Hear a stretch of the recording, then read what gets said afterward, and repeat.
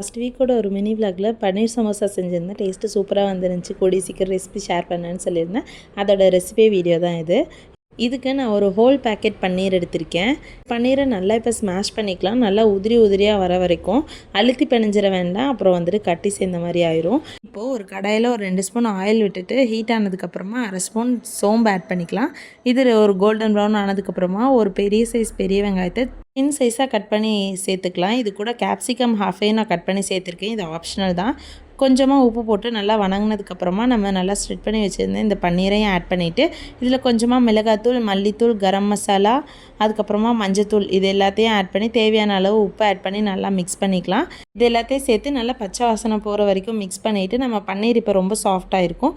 இது கூட லாஸ்ட்டாக மல்லித்தலை நல்லா குட்டி குட்டியாக கட் பண்ணி போட்டு நல்லா சுருண்டு வர வரைக்கும் விட்டுட்டு ஆஃப் பண்ணிடணும்.